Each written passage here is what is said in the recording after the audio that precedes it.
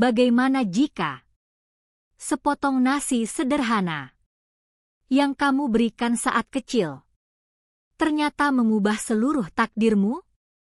Sari hanyalah gadis miskin dari desa kecil, hidup dalam kekurangan dan penuh perjuangan.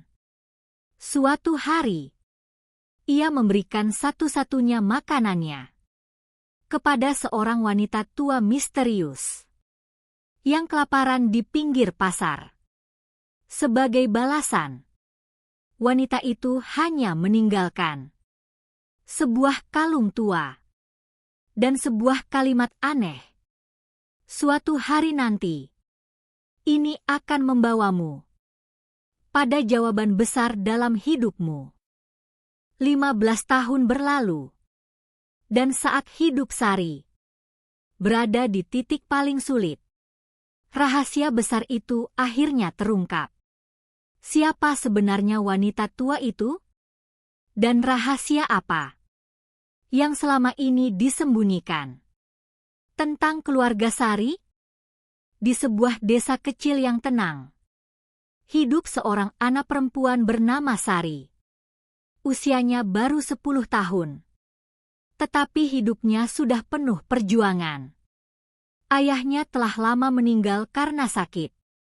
Dan ibunya bekerja sebagai buruh cuci di rumah-rumah orang kaya di desa sebelah.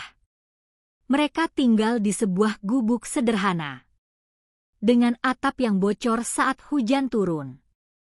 Setiap pagi, Sari membantu ibunya mengambil air dari sumur, menyapu halaman, dan menyiapkan sarapan seadanya.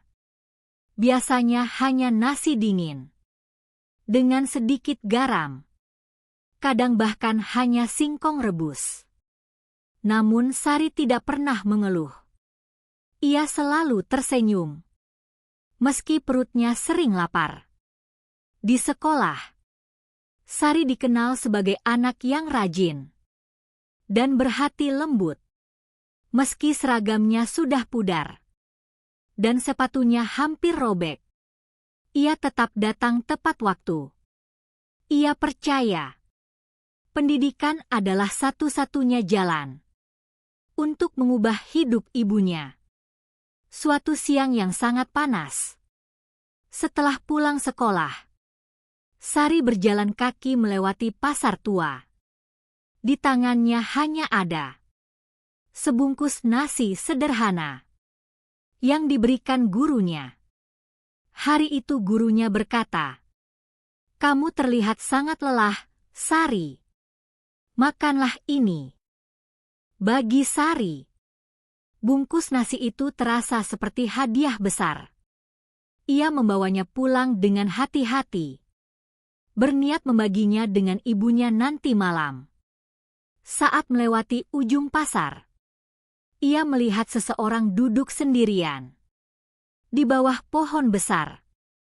Seorang wanita tua, pakainya lusuh, wajahnya penuh keriput, dan matanya tampak lelah. Tangannya gemetar saat memegang tongkat kayu tua. Orang-orang yang lewat hanya melirik sekilas, lalu pergi begitu saja. Tak ada yang berhenti, tak ada yang peduli. Sari memperlambat langkahnya. Ia melihat wanita tua itu menatap bungkus nasi di tangannya. Tatapan itu bukan rakus, tetapi penuh rasa lapar dan kelelahan. Sari berhenti. Perutnya sendiri sangat lapar. Ia belum makan sejak pagi. Ibunya juga pasti menunggu di rumah. Langkahnya sempat ragu. Ia menatap nasi itu, lalu menatap wanita tua itu lagi. Wanita itu tersenyum kecil.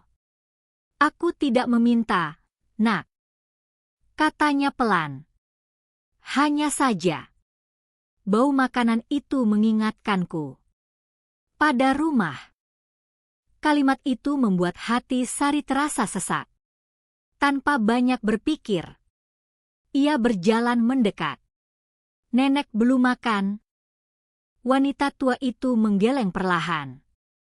Sudah 2 hari, mungkin. Sari terdiam. 2 hari. Ia membuka bungkus nasi itu perlahan. Nasi putih. Sedikit telur. Dan sambal. Makanan yang sangat berharga baginya. Namun ia menyodorkannya. Nenek makan saja. Wanita tua itu terkejut. Bagaimana denganmu? Sari tersenyum kecil. Saya masih kuat. Tapi nenek terlihat lebih membutuhkan. Mata wanita tua itu berkaca-kaca. Tangannya gemetar. Saat menerima makanan itu. Anak sepertimu. Sangat langka di dunia ini. Sari hanya tersenyum malu. Ia duduk di samping wanita itu. Sementara sang nenek makan perlahan. Setiap suapan terlihat sangat berarti. Setelah selesai, wanita tua itu menatap Sari lama sekali. Seolah ingin mengingat wajahnya. Siapa namamu? Sari. Nama yang indah, kata wanita itu. Lalu ia melepas sebuah kalung kecil. Dari lehernya. Kalung sederhana. Dengan liontin berbentuk bunga. Warnanya sudah kusam. Tetapi terlihat sangat tua. Dan berharga. Nenek tidak punya apa-apa. Untuk membalas kebaikanmu. Tapi simpan ini. Sari langsung menggeleng.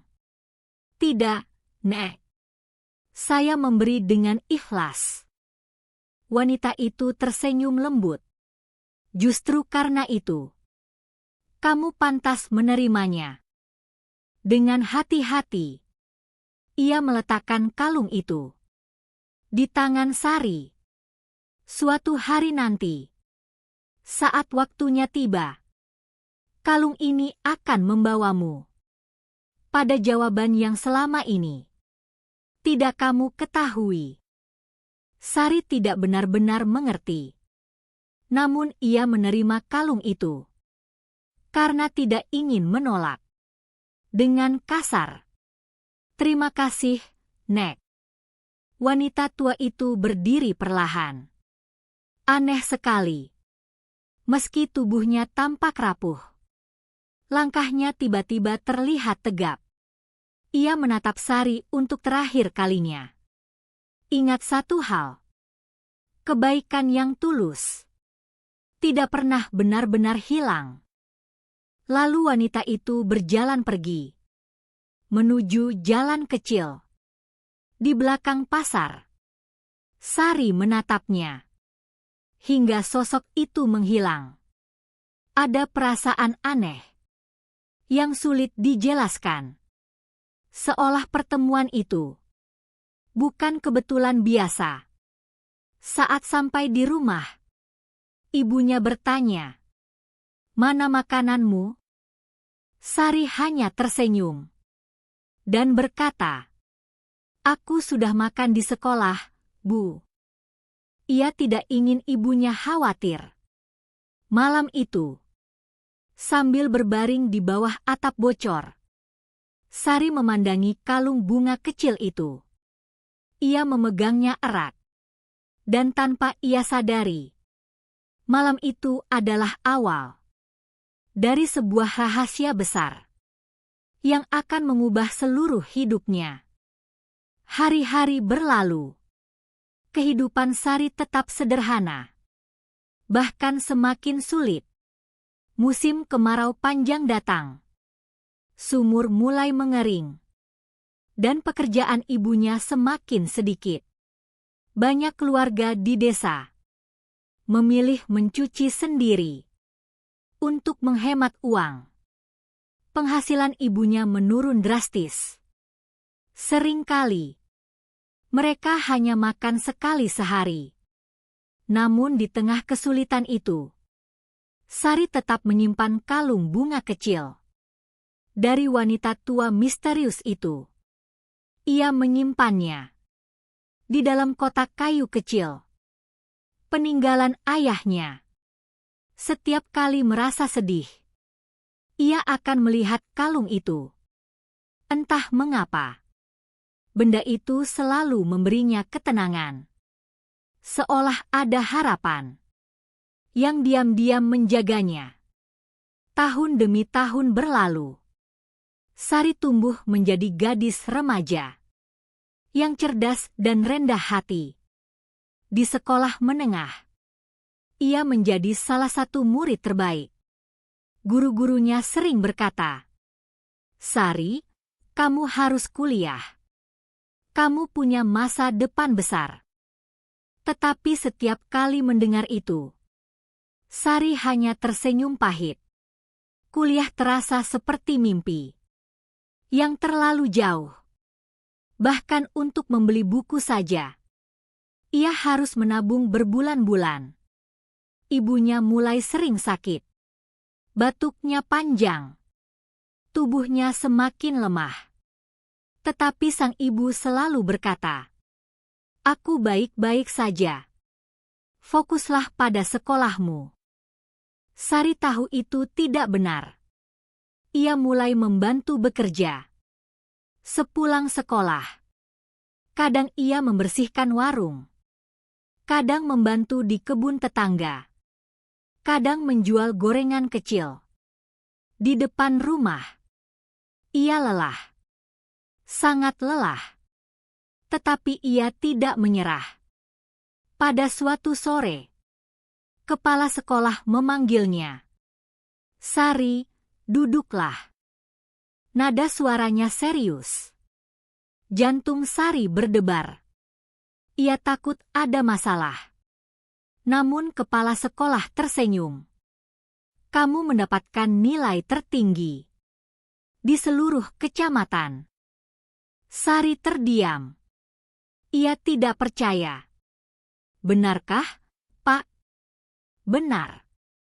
Dan ada beasiswa untuk siswa berprestasi. Kamu berpeluang besar mendapatkannya." Mata Sari langsung basah. Beasiswa. Itu seperti pintu yang selama ini tertutup rapat. Tetapi kepala sekolah melanjutkan. "Ada satu syarat tambahan." Harapan itu kembali menegang. "Kamu harus datang ke kota minggu depan untuk wawancara akhir." Kota itu jauh. Biaya perjalanan bukan hal kecil bagi mereka. Sari pulang dengan pikiran penuh. Malam itu, ia menceritakan semuanya kepada ibunya. Ibunya tersenyum bangga. "Kamu harus pergi." "Tapi uangnya, Bu?" Ibunya diam sejenak. Lalu ia masuk ke kamar dan membawa sebuah kain kecil. Di dalamnya ada sepasang anting tua. Ini satu-satunya perhiasan yang masih mereka miliki. Peninggalan pernikahan ibunya. "Jual ini." Sari langsung menggeleng. "Tidak, Bu. Jangan." Ibunya menggenggam tangannya. "Dengarkan aku. Perhiasan ini tidak lebih berharga daripada masa depanmu." Air mata Sari jatuh. Ia memeluk ibunya erat. Keesokan harinya, dengan berat hati, mereka pergi ke pasar untuk menjual anting itu. Namun sesuatu aneh terjadi. Saat melewati toko barang antik yang sudah sangat tua, kalung bunga kecil di tas Sari tiba-tiba jatuh sendiri. Liontinnya terbuka. Sari terkejut. Selama bertahun-tahun, ia tidak pernah tahu bahwa liontin itu bisa dibuka. Di dalamnya ada secari kertas kecil yang terlipat rapi. Tangannya gemetar saat membuka kertas itu. Hanya ada satu kalimat. Jika kamu membaca ini, pergilah ke rumah besar di ujung Jalan Melati, Kota Arjuna. Sari dan ibunya saling menatap. Rumah besar? Kota Arjuna? Mereka belum pernah mendengar tentang tempat itu. Di bagian bawah kertas ada sebuah simbol bunga yang sama persis dengan bentuk liontin itu. Ibunya berbisik pelan. Ini pasti dari wanita tua itu. Sari teringat wajahnya, tatapan matanya, kata-katanya. Suatu hari nanti, kalung ini akan membawamu pada jawaban. Tubuh Sari merinding. Apakah ini maksudnya? Apakah semua ini sudah direncanakan sejak dulu? Tetapi bagaimana mungkin? Sudah hampir 15 tahun berlalu. Mengapa sekarang? Mengapa tepat saat hidup mereka berada di titik paling sulit? Malam itu, Sari hampir tidak bisa tidur. Pikirannya dipenuhi pertanyaan. Apakah ia harus pergi? Apakah ini hanya kebetulan? Atau justru ini adalah kesempatan besar yang tidak boleh ia lewatkan? Di luar rumah, hujan turun perlahan. Sari menggenggam kalung itu erat. Dan untuk pertama kalinya, ia merasa bahwa masa lalunya sedang memanggilnya kembali. Sebuah rahasia lama perlahan mulai terbuka. Dan jawabannya mungkin menunggu di rumah besar di ujung Jalan Melati. Pagi itu, udara terasa berbeda. Sari bangun lebih awal dari biasanya. Ia masih memegang kalung bunga kecil itu di tangannya. Semalaman, ia hampir tidak tidur. Pikirannya terus dipenuhi pertanyaan tentang wanita tua itu, tentang pesan rahasia, tentang rumah besar di ujung Jalan Melati. Ibunya menatapnya pelan saat menyiapkan teh hangat. Kamu harus pergi, Sari. Sari terdiam. Tapi bagaimana kalau ini berbahaya, Bu? Ibunya tersenyum lembut. Kadang hidup memberi jawaban dengan cara yang aneh. Kalau kamu tidak pergi, kamu akan terus bertanya seumur hidup. Kalimat itu menancap dalam hati Sari. Akhirnya, ia memutuskan berangkat dengan uang seadanya dan keberanian yang bahkan ia sendiri tidak tahu dari mana datangnya. Perjalanan menuju kota Arjuna memakan waktu hampir setengah hari. Bus tua yang ia tumpangi berguncang di sepanjang jalan. Sari duduk dekat jendela, memeluk tas kecilnya erat. Di dalam tas itu hanya ada pakaian sederhana, dokumen sekolah, dan kalung misterius itu. Saat memasuki kota, matanya membesar. Gedung-gedung tinggi, jalan yang ramai, mobil mewah berlalu lalang. Semuanya terasa asing. Ia, gadis desa sederhana, merasa sangat kecil di tempat itu. Dengan bertanya kepada beberapa orang, akhirnya ia menemukan Jalan Melati. Dan di ujung jalan itu berdiri sebuah rumah besar. Bukan hanya besar. Rumah itu seperti istana. Pagar besi tinggi, taman luas yang terawat, dan bangunan megah berwarna putih gading. Sari berdiri terpaku. Jantungnya berdetak cepat. Apa hubungannya dirinya dengan tempat seperti ini? Dengan ragu, ia melangkah mendekati gerbang. Seorang penjaga keamanan langsung menghentikannya. Ya? Ada perlu apa? Sari menelan gugup. Saya ingin bertemu pemilik rumah ini. Penjaga itu menatapnya dari atas sampai bawah. Tatapan yang membuat Sari tidak nyaman. Punya janji? Tidak. Tapi saya membawa ini. Ia menunjukkan kalung bunga kecil itu. Wajah penjaga itu berubah. Matanya membesar. Ia menatap kalung itu dengan sangat serius. Tunggu di sini. Tanpa berkata apa-apa lagi, ia masuk dengan cepat. Sari berdiri sendirian di depan gerbang besar itu. Tangannya dingin. Beberapa menit terasa seperti berjam-jam. Lalu gerbang terbuka perlahan. Penjaga itu kembali. Kali ini sikapnya sangat berbeda. Silakan masuk. Nyonya besar ingin bertemu Anda. Sari semakin bingung. Nyonya besar? Ia berjalan masuk dengan langkah gemetar. Setiap sudut rumah itu terlihat mewah dan elegan.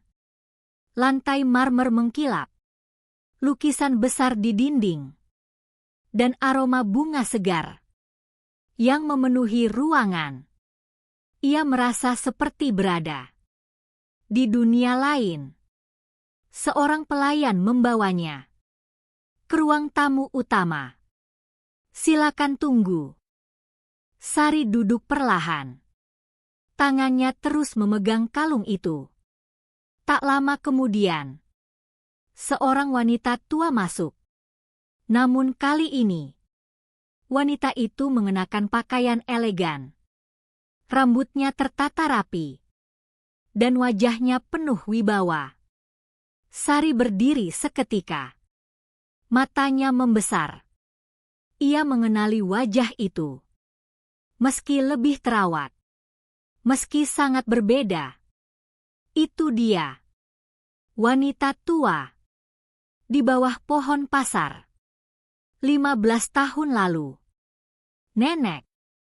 Wanita itu tersenyum hangat. Ya, Sari. Kamu akhirnya datang.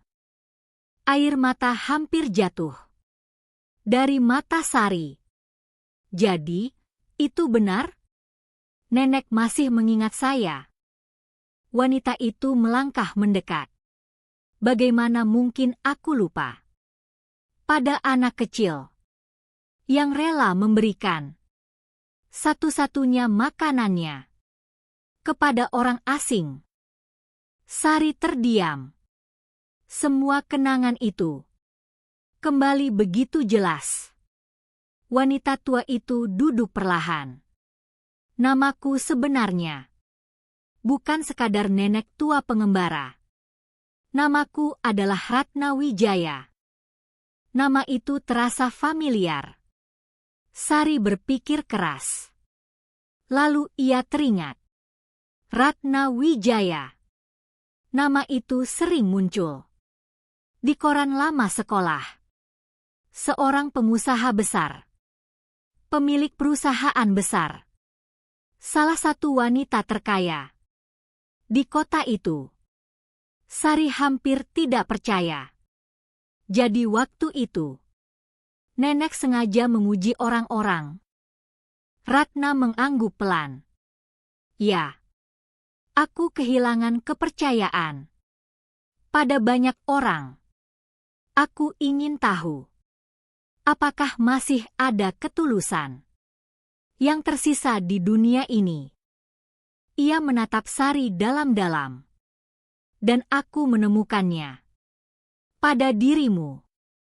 Ruangan itu terasa sunyi. Tetapi Ratna belum selesai.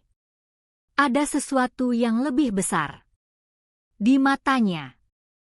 Sesuatu yang selama ini ia simpan rapat. Sari, aku memanggilmu ke sini bukan hanya untuk berterima kasih. Jantung Sari kembali berdebar. Ratna menarik napas panjang. Lalu berkata pelan, "Ada rahasia tentang keluargamu yang harus kamu ketahui hari ini." Dan kalimat itu mengubah segalanya. Ruangan itu mendadak terasa sunyi.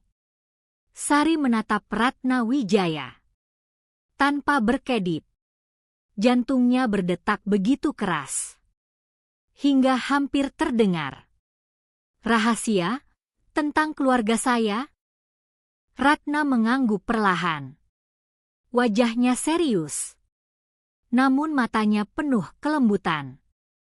"Ayahmu bukan orang biasa, Sari." Tubuh Sari menegang. Sejak kecil, ia hanya tahu bahwa ayahnya adalah pria sederhana yang bekerja keras hingga jatuh sakit dan meninggal. Tidak pernah ada cerita lain. Tidak pernah ada rahasia.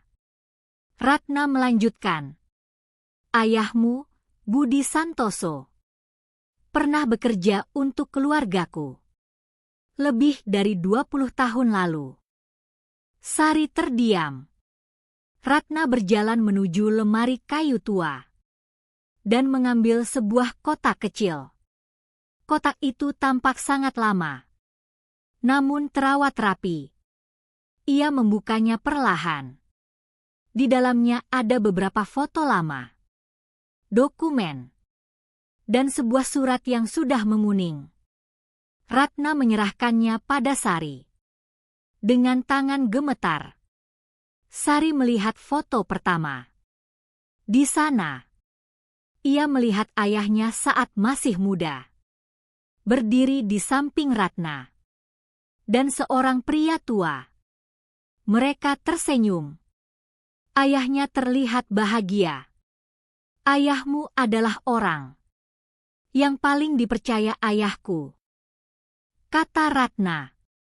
"Dia jujur, setia, dan pernah menyelamatkan bisnis keluarga kami dari pengkhianatan besar." Sari menahan napas.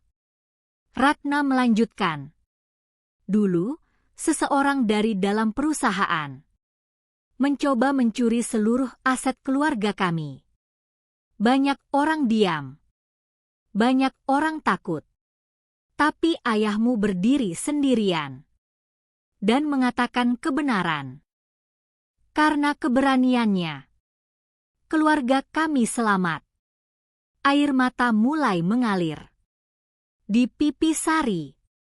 Ia tidak pernah tahu semua itu. Tidak pernah. Namun setelah itu, kata Ratna pelan, "Ayahmu memilih kembali ke desa. Ia tidak ingin hidup mewah. Ia hanya ingin hidup tenang bersama keluarganya." Ratna membuka surat tua itu. "Dan sebelum ia pergi, ayahmu menolak hadiah besar dariku. Tetapi ayahku tetap menyiapkan sesuatu untuk masa depan keluarganya." Sari menatap surat itu. Di sana tertulis jelas nama ayahnya. Dan di bagian bawah, sebuah pernyataan resmi, sebuah dana warisan, dan hak kepemilikan kecil di salah satu usaha keluarga Wijaya. Selama ini, semua itu disimpan, menunggu saat yang tepat, menunggu Sari ditemukan. Sari menutup mulutnya. Ia tidak sanggup bicara. Ratna berkata pelan, "Aku mencari keluargamu bertahun-tahun. Tetapi kalian pindah, dan jejak kalian hilang. Ketika aku melihatmu di pasar hari itu, aku tidak langsung tahu bahwa kamu adalah putrinya. Tetapi setelah melihat wajahmu, aku merasa sangat familiar. Itulah sebabnya aku memberimu kalung itu. Air mata Sari jatuh tanpa henti. Semua terasa seperti mimpi. Wanita tua itu, kalung itu, pesan rahasia itu, semua ternyata nyata. Ratna menggenggam tangan Sari. Bukan kekayaan yang paling penting, tetapi aku ingin memenuhi janji yang seharusnya sudah lama diterima keluargamu. Aku ingin membiayai pendidikanmu. Aku ingin ibumu mendapatkan pengobatan terbaik, dan hak ayahmu akan kembali padamu. Sari menangis. Bukan karena uang, tetapi karena untuk pertama kalinya ia merasa bahwa perjuangan ayahnya tidak hilang sia-sia, bahwa kebaikan ayahnya tetap hidup, dan mungkin kebaikan kecilnya sendiri di bawah pohon pasar itu adalah jalan yang membuka semuanya. Beberapa bulan kemudian, hidup Sari benar-benar berubah. Ibunya mendapat perawatan, dan kesehatannya perlahan membaik. Sari diterima kuliah dengan beasiswa penuh dan bantuan dari keluarga Wijaya. Namun ia tetap sama, rendah hati, sederhana, dan tidak pernah melupakan asal-usulnya. Sebelum berangkat ke kampus, untuk hari pertamanya, ia kembali ke pasar tua itu, ke bawah pohon besar, tempat semuanya bermula. Ia berdiri di sana lama sekali, tersenyum sambil memegang kalung bunga kecil itu. Ia berbisik pelan, "Terima kasih, Nek. Terima kasih, Ayah." Angin pagi berhembus lembut, seolah membawa jawaban bahwa kebaikan yang tulus tidak pernah benar-benar hilang. Ia hanya menunggu waktu untuk kembali dan mengubah hidup seseorang selamanya.